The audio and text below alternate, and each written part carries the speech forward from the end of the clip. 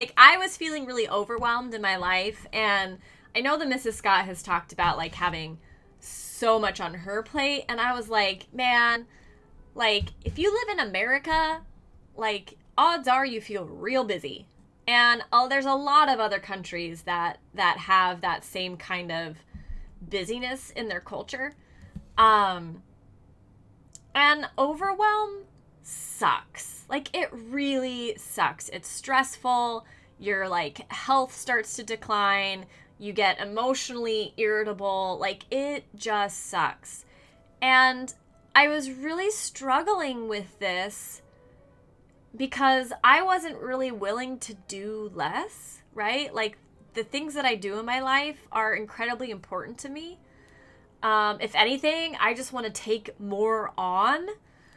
So I was really struggling with it because I was like, well, what am I going to do? Like, how is this ever going to get better? Because time is limited and there's never enough time.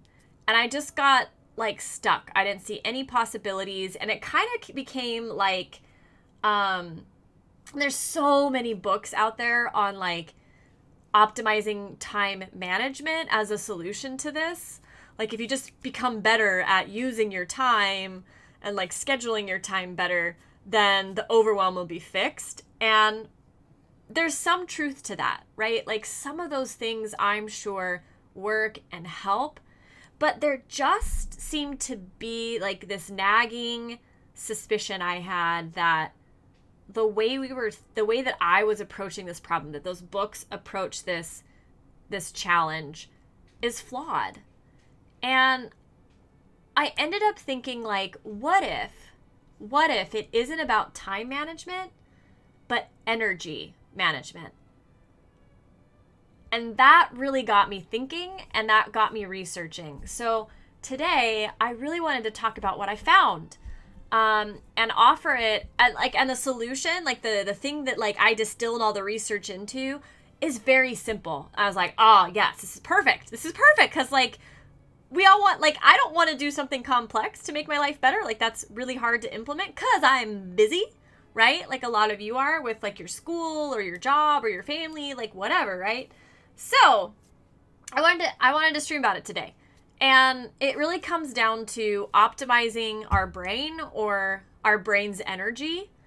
And when we do that, time management becomes really a non-issue, or I think it does. So this is something that like I've created, sort of, right? Like, I went out there with this question about maybe it's energy management instead of time management.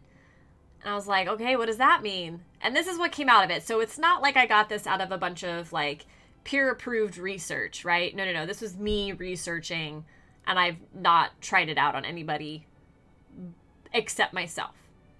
So, so take it or leave it as usual. This is all up to you guys, but I wanted to share it because it's pretty cool, I think. So I guess I want to start by asking you guys, like, and you can share it in chat, you can just write it down, whatever you want to do. I do have all of this as a worksheet on my website, punchlifeback.com. And I think the page on my website is the arena. Yeah, that's it. You do have to be a Patreon subscriber to access the worksheets. But if that's hard for you to do to support me, like, send me an email and I will just share the worksheet with you, right? Like, I would rather you get what you need than for my Patreon to get a couple more dollars. So, yeah, thank you for sharing that.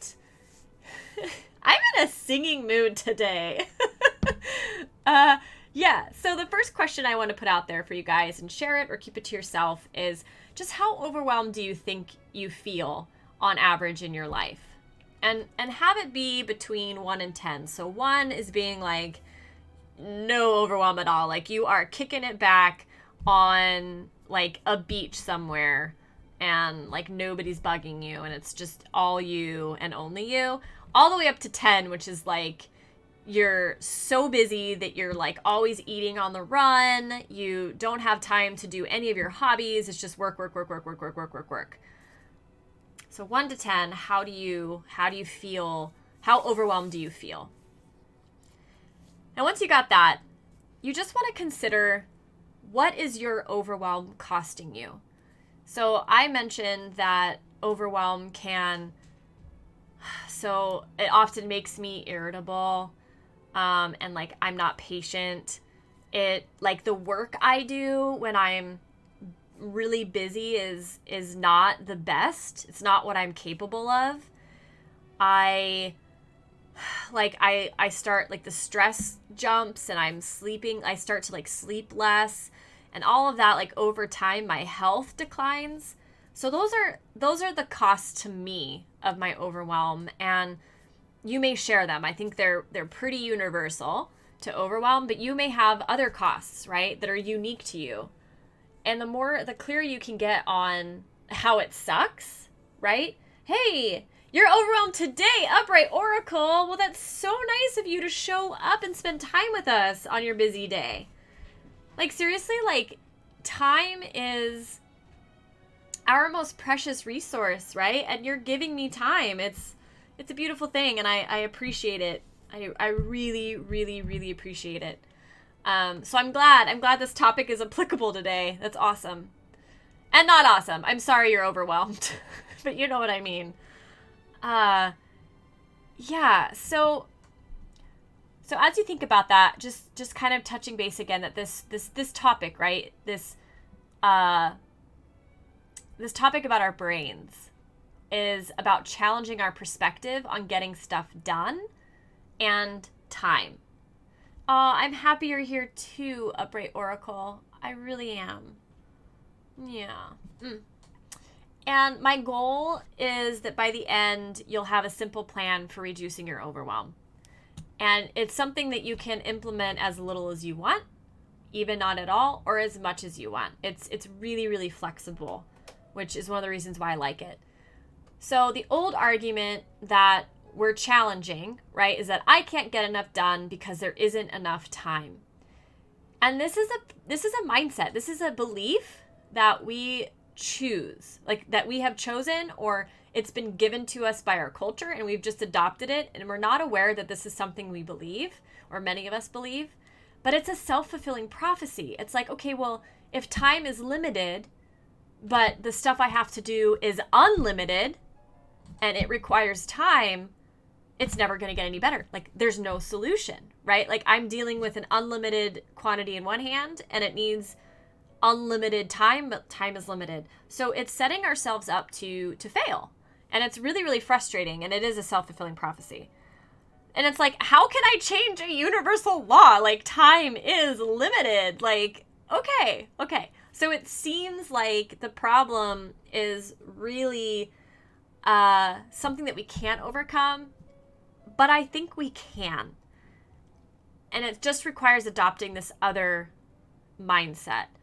And even if we can't ultimately overcome the limitations of time overall, which I think is probably highly likely, we do exist in a physical world with the laws of physics and all that jazz. This will help us. This will just help us manage our overwhelm in a different way and set us free a little bit more. So what if, like I said, getting enough done has less to do with time management and much more to do with how we manage our brain's energy. So energy management. So it turns out that the brain can be optimized for production and high quality work as long as we understand how the brain works and we honor what it needs to function optimally. So the truth is, most of us, we aren't tapping into our potential for getting stuff done. And it's not even that we have to work harder to get stuff done or we have to work longer to get stuff done. No, this is about optimizing. So it kind of makes me think of the first time I worked for a corporation, which has only happened once. But so I was working for this corporation and I got to be mostly remote, right? So I got to work from home, and then once a month I would go to the office for several days. And most of the employees weren't remote. They worked in the office. And that gave me this really, really cool opportunity to see what the different beliefs were around the best way to work. And working for a corporation is almost all about productivity, right? So it got to this productivity issue.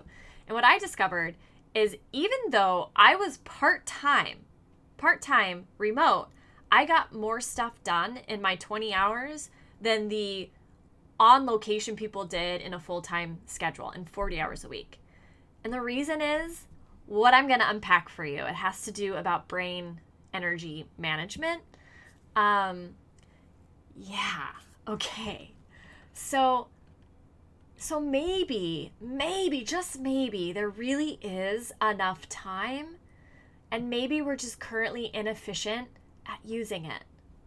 And I don't mean from a time management angle, because there are all kinds of books on that only seem to get us so far. We also need to include this idea of energy management. So am I making sense, you guys? I think so, because nobody's chiming in with questions. So that's sweet.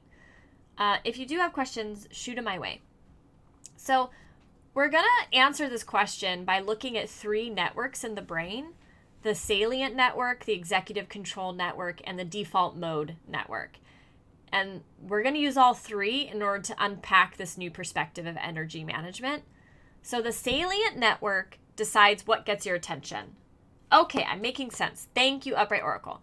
Yeah, so the salient network decides what gets your attention. It's like that decision maker. And you're excited. Thank you. Yes, me too. Like, that's the best thing about streaming about this stuff is, like, I get to learn all these things too. Charlie's Peculiar Stuff is here. Charlie, I was just telling people to go check out your Instagram because I did. And I've got to say, like, I found it so inspirational because you are an artist who is overcoming the very real obstacle of losing the use of your dominant hand in your art, and like training yourself to use your non-dominant hand to do the same thing, and then you're sharing that process. Like, girl, that is seriously like warrior bravery level stuff. And like, if you can do that, no, seriously, like if you can do that, like I can do anything. Like, it was really cool. So I highly recommend people go check it out. It's a really inspirational Instagram. So thank you, Charlie. Yeah. Wow. I'm so glad you're here. I wanted to tell you that. Yay. Okay. Okay. So the salient network of our brain decides what's getting our attention. The executive control network does the attending. So it's the part of your brain that focuses. And those 2 things, those 2 networks are what you optimize when you are working on tasks, right? So how do you optimize them? Through building up your ability and setting yourself up for success with focusing. So focusing, like we all know it's about attention, right? But it's also about suppressing distractions. So you definitely want to, when you're setting about getting something done, limit your distractions as much as you possibly can. So that's turning off your cell phone, disabling push notifications. I know it's so tempting and you feel like you're being even more productive, but don't multitask. Like, so far they have not found somebody who truly multitasks. It's much more that your brain is switching focus over and over again, like rapid fire. And it is not optimized, not using your brain optimally. So don't multitask. I multitask. I'm totally being hypocritical, but you get my point, right? So also, like, you can tell people not to interrupt you, like put out a sign, whatever you need to do. So that's how you limit distractions. You can also, like, take on a meditation practice. There are so many benefits to meditating, but one that's applicable here is that meditation actually strengthens your brain's ability to suppress distractions. So that even when you like kind of fail, right, at like making a distraction-free environment, which is really hard to do, you can build up your innate like ability in your brain to make that a non-issue and just have your executive control network suppress that distraction successfully. And meditation also you get distracted by air. That's how I feel, for sure.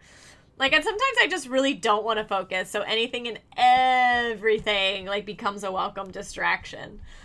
Or, like, seeing dust, you know, in the sun. I'm like, oh, that's so interesting. No, it really isn't. It really isn't.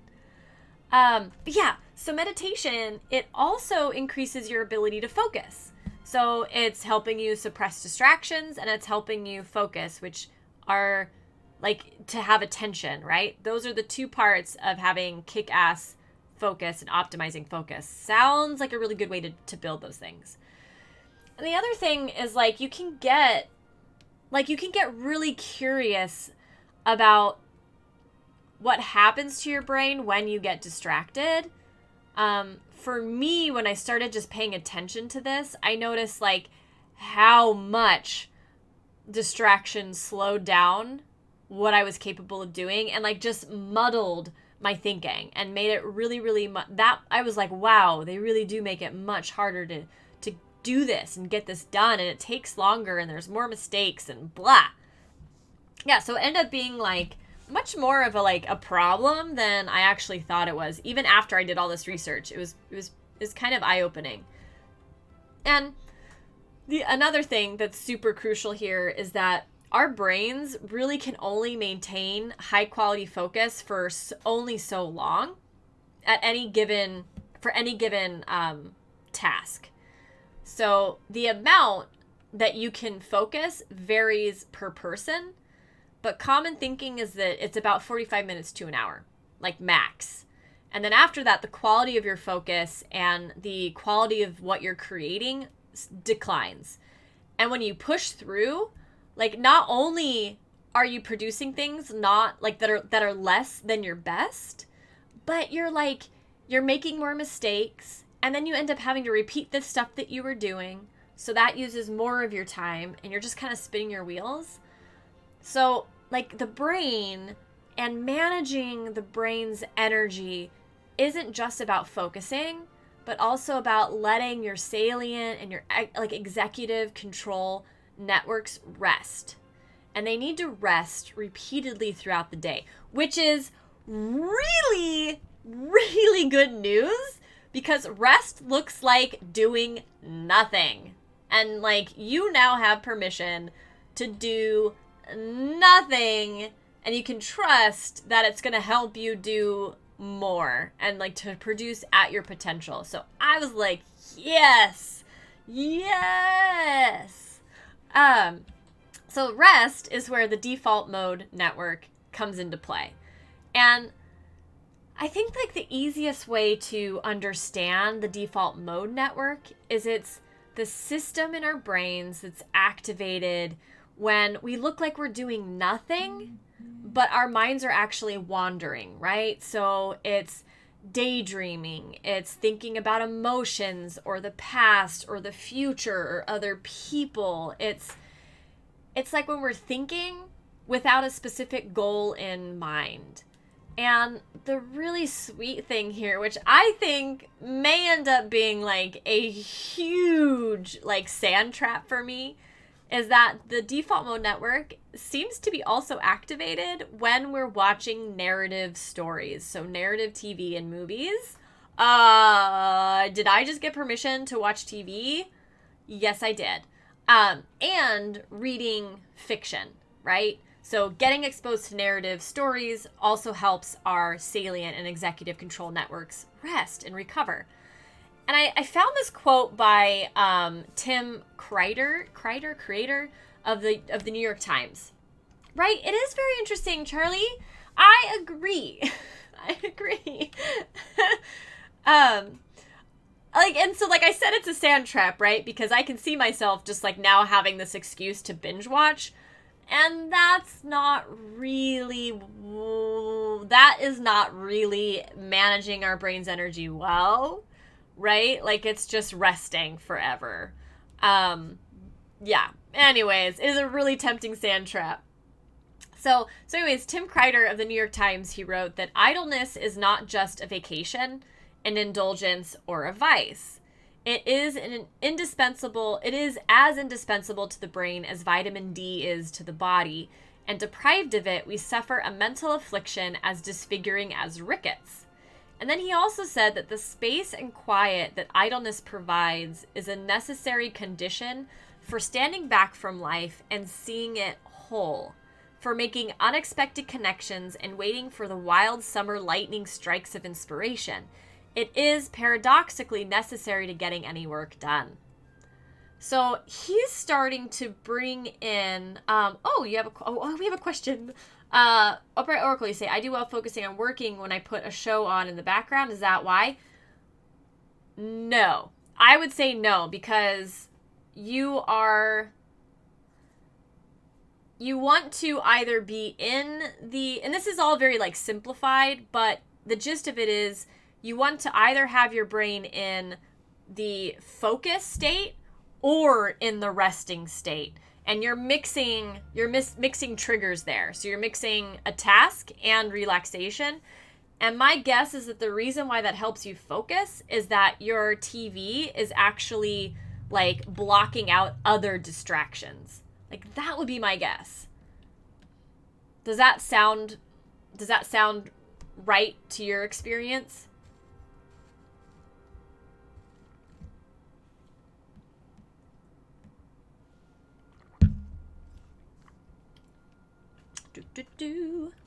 I hate the stream delay.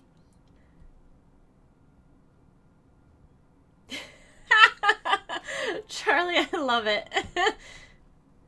Your brain must come up with some amazing, amazing stories and ideas out of that 99% of the time in rest. Okay, cool. Yeah, because I do something similar, Upright, and I'm now realizing that, yeah, it's successful when it actually helps me focus. So like music does that a lot for me. But if I'm like, I can't really do TV because I get distracted, and then I'm multitasking between watching the story and doing my work, and that's multitasking, it doesn't work. But yeah, if it's actually helping you tune out all the other distractions, then have at it. So one thing I really loved about this quote is that he starts to touch on creativity. And creativity is like a synthesis of these three networks in the brain: the salient, the executive control, and the default mode. You need all three for creativity. And so often, if you're overwhelmed, like with school or, like school and taking care of family, like whatever, like work, like whatever it is that's overwhelming you, chances are you don't allow any of this like formalized rest time. And you probably have very little of the informal rest time that just naturally kind of happens in your day. You're just going. And so you're going to be a lot less creative. And how sucky is that? Because creativity is like the special sauce in any and every avenue of life, right? Like it just makes things better and more interesting. So yeah, you have to rest in a very real way. Our brains have to rest in order to have those jolts of inspiration and those new ideas. And you guys, like our world, it needs new ideas so bad. And you guys have so much to give. So rest. Go binge watch a little bit. Can you binge a little? No, you can't. Go watch a little bit. My question that I didn't find an answer to is, does playing games also trigger our default mode rest network? I hope so. I really do. And I suspect that it does if it's like a narrative. Yeah, Charlie, you don't rest more. No, I agree with you. You need to make the decision to eat. Yeah. No, and we need you to keep making your art. So yeah, you don't get to rest anymore. Everybody else can rest some. Too funny. Yeah, so yeah, and I love thank you, Upright Oracle, for sharing that, because it really helped me get clear on the fact that to really like optimize the brain, you want to be either in the focus modes or in the resting modes, right? When you're thinking about getting stuff done and all that kind of stuff. So yeah, the default mode network, guys, it recharges your ability to concentrate and to do tasks at your best. And there's no like proven like perfect ratio of like focus to rest right now. But like the rule of thumb that I kept coming across was 52 minutes of focus and 17 minutes of rest. So you don't need a whole lot of rest to recharge. So that's why like binge watching, it's not really doing it, right? So like, yeah, I think somebody should come up with like 17-minute narrative stories. I know, right? Mrs. Scott, me too. I'm like, what? No, that's just over 60 minutes. That's not a number that I can easily wrap my brain around. Yeah. So, so it doesn't have to be that, right? It's just a guideline. It's just a rule of thumb.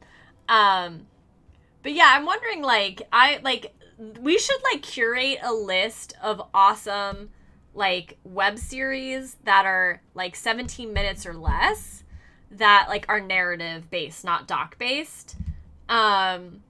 Yeah, and then, use that for rest, right? So you can, watch one story and it's 15 minutes long and you get back to work. That'd be pretty sweet.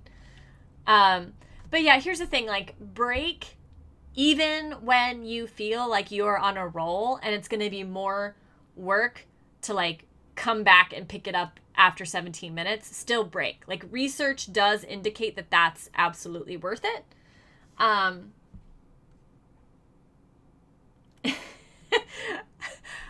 love that we're all different, right? That we're all not just yes, even numbers or no even numbers. That'd be so boring. Okay, so other things that activate our default mode network, or if it's not a pure default mode network experience, it's still helping our focused networks recover. Anything that lets your mind wander. So for me, that's often getting outside and getting in nature, going for a walk. That's a classic one that creative people use to spark their creativity, and now we know why it works. Doodling, I think, is a great way to let your mind wander. Reading, right? Reading narratives, not nonfiction. Watching a narrative story. Exercising seems to recharge or rest your ability to focus. Meditating, I've already talked a bit about that today. Even though meditation actually isn't just using your default mode network, the way that it uses the others still recharges them, and it's also giving you all the other benefits of meditating, so it's a really good one. And my new favorite, napping. Yes, we just all got permission to nap. You're welcome. You're welcome. So, there are very specific parameters around napping if you are like me at all.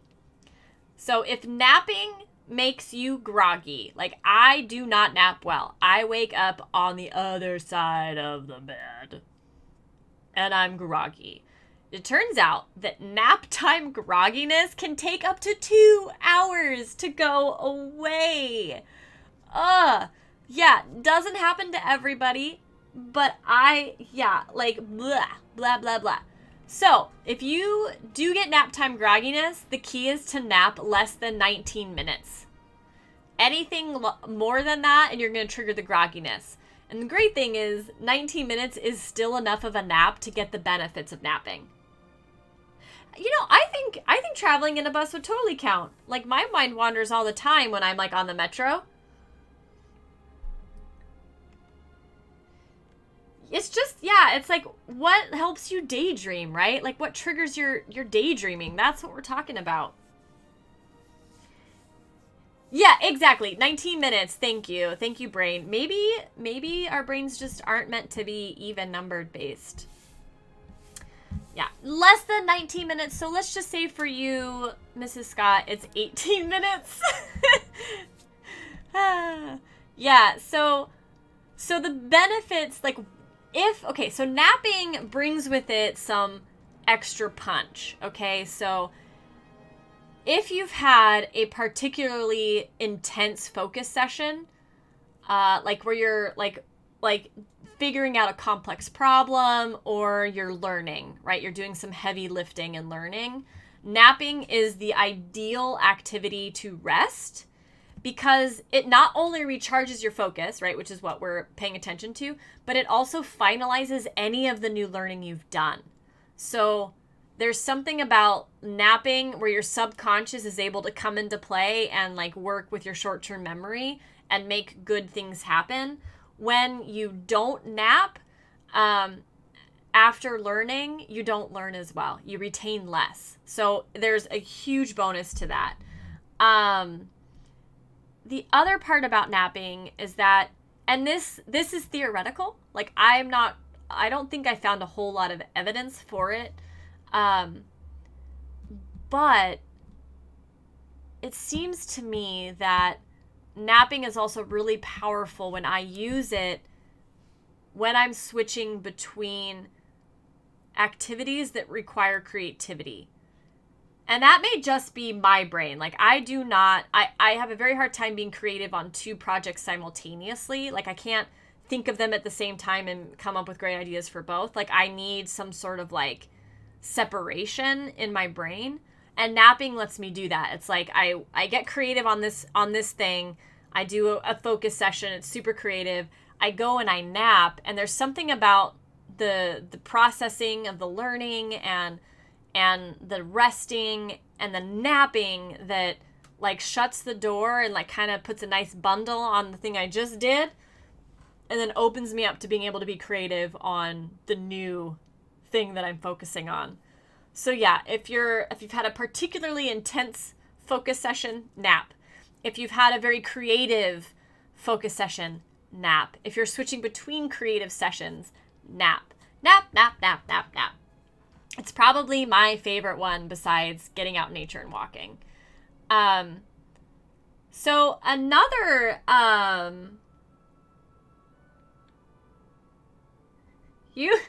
wait, Charlie, you just take the bus to ride the bus for the bus's sake? You are really good. You are really good at like active resting. That's what I'm getting. Yeah. I bet you meet a lot of really interesting people too. Yeah, so another note on meditation is that, yes, so it increases your brain's ability to suppress distractions. Awesome. It increases your brain's ability to focus. Doubly awesome. And it trains your brain to more efficiently switch between the different networks of the brain. Awesome. And it recharges. It recharges our brain. Like it gives us everything wrapped up into one little package. So meditation, I'm a huge fan. I suck so far at implementing it into my life regularly, so this is all a bit hypocritical. But it's an aspiration that I have, and one of these days, guys, I'm gonna do it successfully.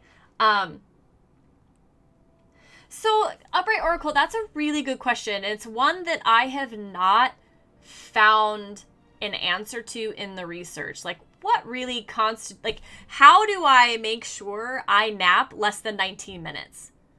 The only way I know how to do that is to set an alarm, right, for 19 minutes, but I don't fall asleep right away. And in fact, I may never fall asleep during those 19 minutes.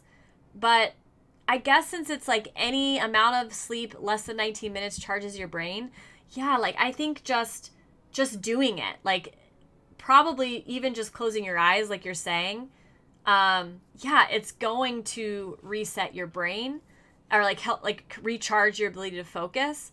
What I'm not sure about is if I don't actually sleep, do I get all the other benefits of napping, right? Like the finalizing of the learning. That I don't know. I just don't have an answer to yet. But yeah, I was going there too. Like the really good question. And I wish I had it. I want that answer. Yeah, so like I'm gonna like wrap up this idea, right? So So maybe, like just maybe, when we feel like there's not enough time, maybe what we're really experiencing is poor energy management. Like we're not doing the things that help us optimize our brain and the way that our brains support us in producing our best. And like if we're not optimizing our brain and working that way, right? Then there's never going to be enough time to produce the high quality work we want, because without brain optimization, we can't produce we're never going to produce really high quality work. It's always going to be subpar to what we're capable of doing. And there's something about like once our brains are like humming along, like we'll get more efficient at the tasks we do repeatedly, right? And we're increasing our creativity or the likelihood for those creative hits. And those are like so necessary, so crucial to improving our workflow.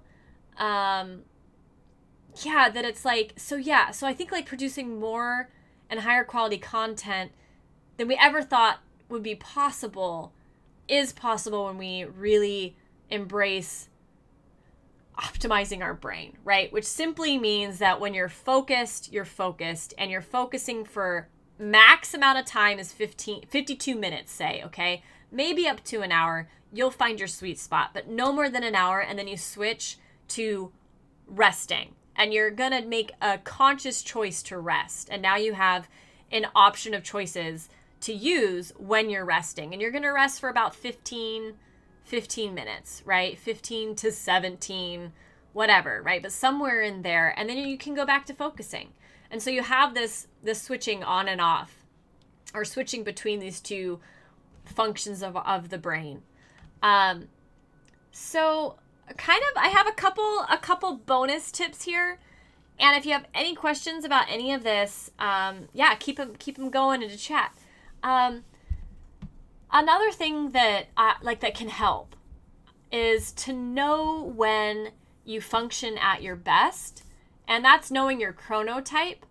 And this was something that like came up right as I was wrapping up my research for today. So I didn't go as deep into chronotype as I wish I had for you guys. It may be a future stream, but there are I think there are tests online where you can find your chronotype, and that's basically like your biological clock. So for me, I know that like mid-morning to early afternoon is my optimal time. It's when my brain is the freshest.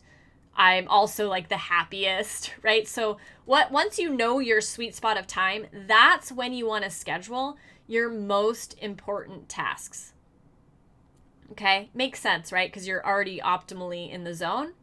I also would say that if you're like me and when there's something that scares you, you just like want to like procrastinate and put it off, that is more draining and detrimental than just like doing it right away first thing. So yeah, not only would I suggest that you do your most important tasks during your like sweet spot of energy, also do the thing you're most afraid of. Yeah. And then lastly, of course, like fuel your brain well. And that means rest. Like sleep at night as best as you can, right? Drink a lot of water, adequate water, eat a healthy diet. All of like your brain is a part of your body. It is a biological entity. It needs to be fueled well to work really well. So that's the heart of I guess the exploration today. And I've got some questions here about putting this all to work. And so I'm going to shoot those out to you guys. If you want to answer them now, fantastic. If I'm probably going to go maybe a little bit faster than you would like if you're really wanting to do them. So the other thing you can do, like I mentioned earlier, is go to my website, punchlifeback.com, and then click on the arena. And every single week, I post these worksheets. They're there for you. You do need to be a Patreon subscriber to download some of them. So if that's something you can't swing, send me a private email and I'll help you out. I would much, much rather you have access to this stuff if you want it than my Patreon gets a little bit more funding. So yeah. So let me know what you need, and I will do my best to help you out and to support you in this, because, yeah, obviously I care. So yeah, so putting it to work. I'm curious about how might producing higher quality work with less time spent doing it make your life better? Right? So how might producing high quality work with less time spent doing it make your life better? Something that, like, I'm seeing right away for myself is that I will have more space in my life to like engage with my hobbies and my pastimes and to just have fun, right? Because my work isn't always fun, and sometimes I just want to go play with my dogs, and like this will give me that space to do it, and that feels priceless to me. And there's just something, like, this is maybe a little bit off of that answer, but there's something about, like, choosing to rest throughout the day that feels so good. Like, my husband, he is the king at this, right? Like, and I really struggle with it. So, but it feels so good. Like, wow, like I could really go out and sit on my hammock for 15 minutes and it's still productive, right? Like it gives me like a hall pass. So that also increases the quality of my life. Okay, so my next question then would be, like, how would feeling less overwhelmed improve your life, right? So, okay, wow, like I will be less stressed. And since I'm less stressed, chances are my health will improve. And since I won't be stressed, I won't be as cranky. I'll have more patience. There's something about when I'm really overwhelmed and opportunities come my way, like, I just can't see them. I can't see them. I'm not willing to take anything on. So good or bad, like, I'm just like a no. And I'm sure I miss out on some amazing stuff with that.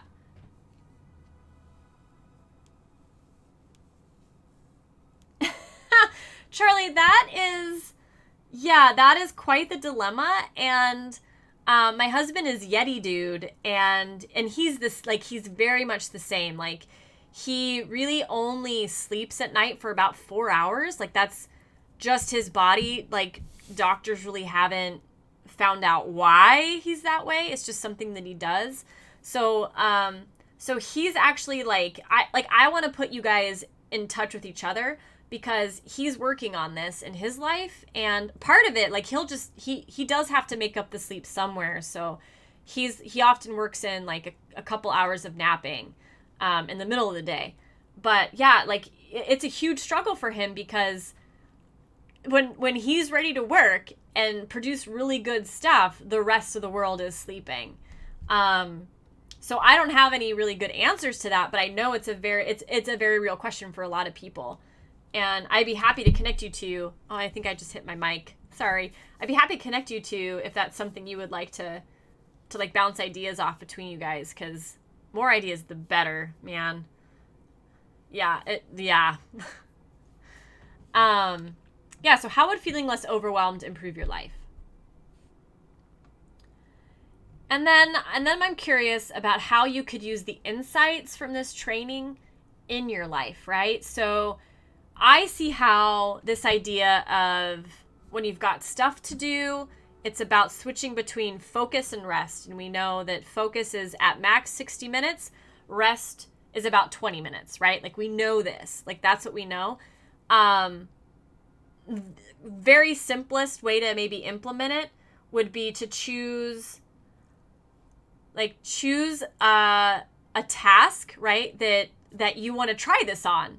So maybe it's when you do your emails every day. Maybe it's when you're studying for a particular class. Maybe it's when you're cooking.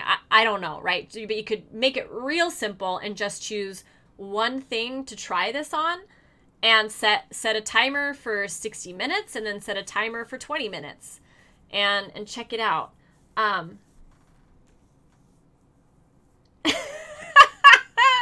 No, no, because I'm the exact opposite of you. No. But like, I'm grateful you're this way because it means you like show up to my stream, right? Because that's about our time difference. Yeah. Uh.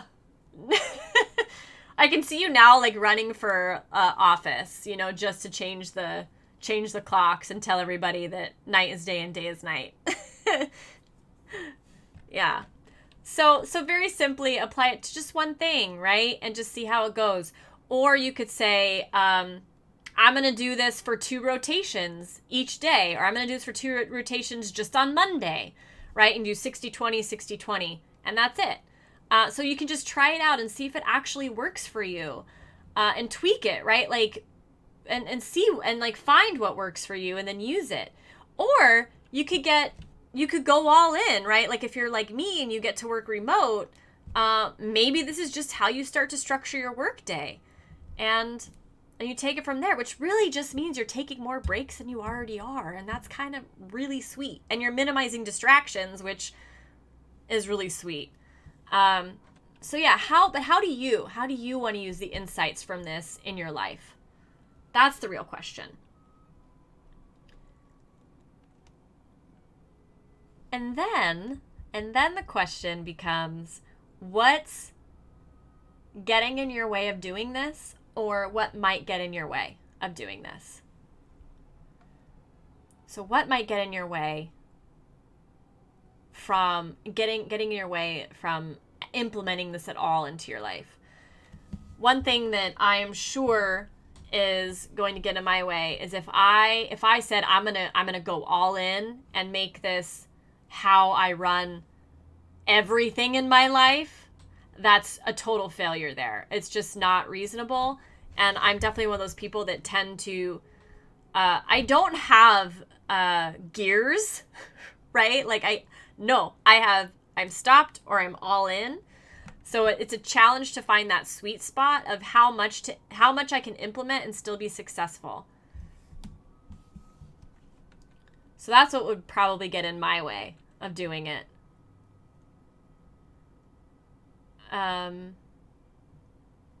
Yeah, so then how do you plan on overcoming those obstacles?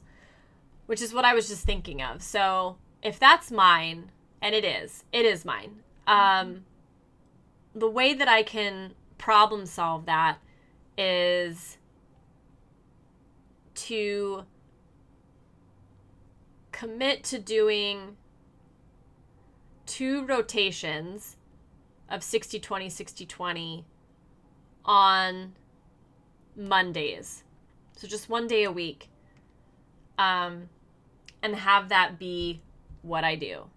And then I can take it from there, right? I can always add. Subtracting feels like failure.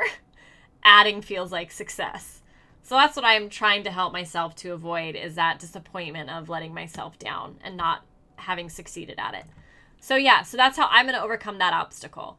And the reason why I think it's important to have 2 rotations is because it's all about energy management, and I'm trying to give myself permission to experiment with it. So if I don't go from focus to rest and then back to focus, I'll have no idea if that rest helped me or not, right?